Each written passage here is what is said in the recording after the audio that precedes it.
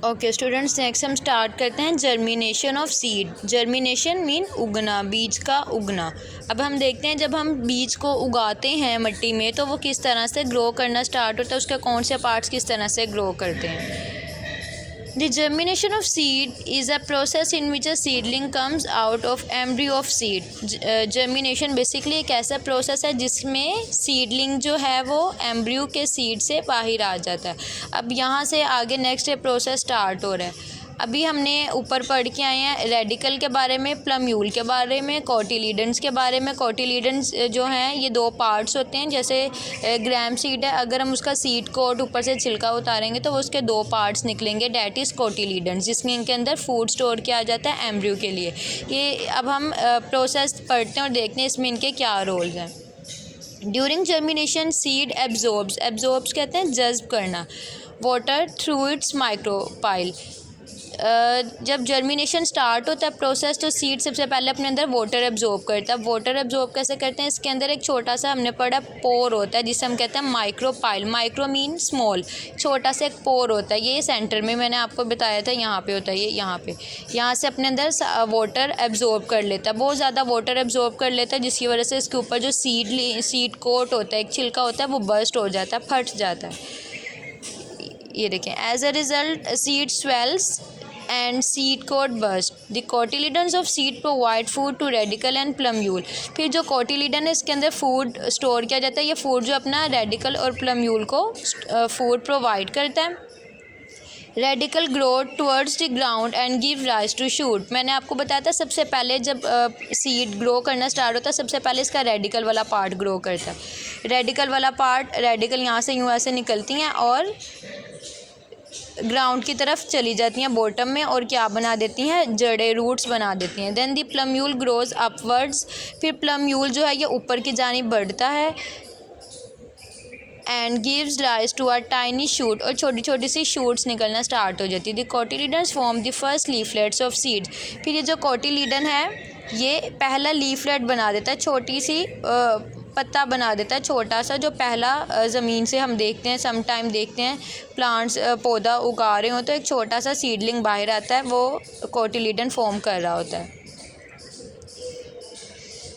These leaflets provide food to the growing roots and shoot till the new leaves comes. अब जो ये छोटा सा प्लांट निकलता है ये फूड प्रोवाइड कर रहा होता है शूट्स को भी और रूट्स को भी। Appear on the stem, stem कहते हैं तने पर, जब तक तने नहीं निकल जाते तब तक ये ग्रो करी जाता है। ये देखें, ये पिक्चर देखें, इसमें आपको ज़्यादा अच्छे से समझ आ जाएगी। एक हमने सीड लिया, इसे सॉइल में ग्रो कर दिया, ग्रो करने के बाद क्या हुआ, ये सीड कोट ने वाटर एब्जॉर्ब किया और इसका सीड कोट जो है वो बर्स्ट हो गया, फट गया, ये देखें यहाँ से, और एम्ब्रियो जो है वो छोटा सा बाहर निकल आया। अब एम्ब्रियो क्या होगा, ये देखें सीड कोट सेपरेट हो गया, एम्ब्रियो से माइक्रोपाइल ने वाटर एब्जॉर्ब किया और फिर बर्स्ट हो गया, और उसके बाद रेडिकल और प्लम्यूल जो हैं वो ग्रो करना स्टार्ट कर गए। यहाँ पर सबसे पहले रेडिकल ग्रो किया और नीचे से रूट्स बन गई हैं, और इसके बाद ये ऊपर थोड़ा सा आ रहा है, यानी प्लम्यूल ग्रो किया और शूट्स बनने लगी हैं, और जो कोटिलीडन्स हैं ये देखें, ये कोटिलीडन था सीड, ये इस तरह से बनता है। नेक्स्ट फेज़ में इस तरह से थोड़ा सा ऊपर अपीयर होता है और उसे हम एक लीफलेट का नाम दे देते हैं। इसके बाद देखिए इसी तरह से न्यू लीव्स उगते जाते हैं। ओके, ये भी एक एक्टिविटी है, हम जो क्लास में 3.4 एक्टिविटी है, ये भी जब आप लोग इंशाल्लाह स्कूल वापस आएंगे तो ये हम लैब में परफॉर्म करेंगे। सो नेक्स्ट टॉपिक पे जाते हैं, स्ट्रक्चर ऑफ मेज़ सीड। मेज़ सीड कहते हैं मकई को, आप लोग मकई छल्ली खाते हो, उसके जो सीड्स होते हैं डैट इज़ मेज़ सीड्स। आज हमने अब उसका स्ट्रक्चर देखना है, ये भी एक्टिविटी की फॉर्म में है, आएंगे तो मैं आपको एक्टिविटी करवा दूँगी। मेज़ is a monocot plant. Monocot, mono mean one यानी, और कोट मीन कोटिलीडन, एक ऐसा प्लांट जिसमें एक ही कोटिलीडन होता है, ये बना हुआ है, डैट इज़ मोनोकोट प्लांट, जिसमें ओनली वन कोटिलीडन पाया जाता है, that is there is one cotyledon in its seed, यानी कि इसके बीच में एक ही कोटिलीडन होता है। द मेज seed is Oval and flat in shape, flat बिल्कुल फ्लैट है इस तरह से, और थोड़ा सा ओवल शेप का बना हुआ है, ये यहाँ से देखें यूँ करके ऐसे, थोड़ी सी इसकी शेप ओवल है। इट्स एक्सटर्नल कवरिंग, एक्सटर्नल यानी बाहर वाली covering, is in the form of a thin seed coat, बहुत बारीक सा सीड कोट होता है, पतला सा होता है इसका। There is an endosperm inside the seed, इसके सीड के अंदर एक एंडोस्पर्म पाया जाता है। एंडोस्पर्म में फूड स्टोर किया जाता है। अच्छा, लास्ट टाइम अभी हमने स्ट्रक्चर ऑफ सीड पढ़ा तो उसमें एंडोस्पर्म नहीं था, उसमें था माइक्रोपाइल, लेकिन इसके अंदर जो है माइक्रोपाइल नहीं होता, उसकी जगह एंडोस्पर्म होता है। ये एक डिफरेंस है मेज सीड का, क्योंकि ये एक मोनोकोट प्लांट है। डाइकोट प्लांट के 2 कोटिलीडन्स के सेंटर में एक होल पाया जाता है जिसे माइक्रोपाइल कहते हैं। लाइक मोनोकोट प्लांट में जो है माइक्रोपाइल एब्सेंट होता है और एंडोस्पर्म में उसकी जगह एंडोस्पर्म पाया जाता है। There is an endosperm inside the seed where food is store, जहाँ पर फूड स्टोर किया जाता है। The embryo of maize seed consist of 1 cotyledon, a radical and a plumule. अब ये ऊपर वाला इसका सीड कोट है, ये पूरा जो ये इसका एंडोस्पर्म है, ये वाला सेंटर में यहाँ पे पाया जाता है। ये पूरा पार्ट जो इतना है ये है इसका एम्ब्रियो। अब एम्ब्रियो के अंदर इसके प्लम्यूल और रेडिकल भी पाए जाते हैं। ये ज़रा आउटर स्ट्रक्चर है वो इसके इंटरनल पाए जाते हैं। ऑब्जर्वेशन भी आप नोट कर लीजिएगा। साथ साथ ये आपके सामने एक मेज सीड बना हुआ है, इसका कलर जो है येलो इन कलर होता है। शेप इसकी होती है, अभी हमने पढ़ी है, ओवल और फ्लैट होती है। स्ट्रक्चर एक्सटर्नल सरफेस का इसका कैसा होता है, थिन सीड कोट, एक बारीक सा seed. So students, next topic start करते हैं, structure of gram seed. Gram seed यानी चने का बनावट देखेंगे, उसका स्ट्रक्चर इंटरनल और आउटर किस तरह से होता है। There are 2 cotyledons in the gram seed. जो चना है उसके अंदर 2 कोटिलीडन्स होते हैं, ये आप देख सकते हैं। इट इज़ कॉनिकल शेप, इसकी किस तरह से, ये देखें यहाँ से कॉनिकल शेप है, पियर शेप, थोड़ी सी नाशपाती की शक्ल का होता है। And light brown in colour में ये लाइट ब्राउन होता है। द एक्सटर्नल यानी एक्सटर्नल का मीनिंग लिखे हम बैरूनी। Covering consist of thick seed coat, इसका जो सीड कोट है बाहर वाला ये थिक होता है, जबकि अभी मेज सीड में हमने पढ़ा तो वहाँ पर थिन था। It has a micropyle but no endosperm, इसके अंदर एक माइक्रोपाइल, ये देखें छोटा सा पोर है, होल है, दैट इज़ कॉल्ड माइक्रोपाइल।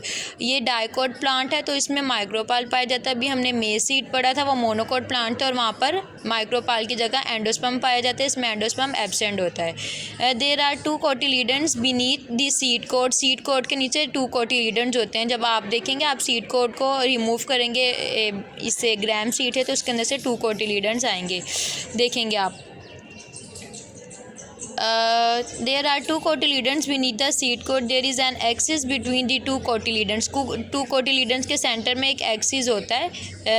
यहाँ देखें, ये देखें लोअर एंड जो है इसका रेडिकल है और अपर एंड जो है ये इसका प्लम्यूल है और ये 2 कोटिलीडन्स बने हुए हैं। नेक्स्ट देखिए, कंपैरिजन ऑफ ग्राम एंड मेज सीड। कंपैरिजन के ऊपर लिखेंगे फ़र्क। ये जो हमने पढ़ा अभी मेज़ और ग्राम सीड, इन दोनों का कंपैरिजन एक टेबल की फॉर्म में बना हुआ है। ग्राम सीड यानी चना, मेज सीड यानी मकई।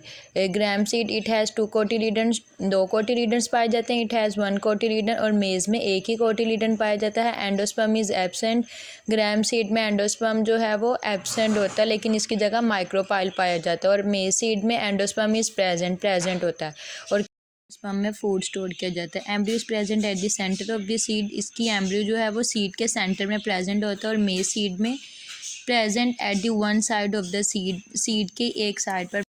नेक्स्ट है conditions necessary for seed germination. Seed germination यानी बीज के उगने के लिए कौन कौन से कंडीशंस हैं, हालात हैं जो नेसेसरी ज़रूरी होते हैं, चाहिए होते हैं। All seeds need water, air in the form of oxygen and proper temperature यानी दर्जा हरारत टू जर्मिनेट। जितने भी सीड्स हैं इन सबको उगने के लिए पानी, हवा किस फॉर्म में, ऑक्सीजन की फॉर्म में, और एक मुकम्मल दर्जा हरारत चाहिए होता है जर्मिनेट के लिए। सो स्टूडेंट्स, यहाँ पे हमारा चैप्टर एंड होता है। अगर कहीं से भी आपको कोई चीज़ समझ नहीं आई तो आप मेरे से पूछ सकते हैं।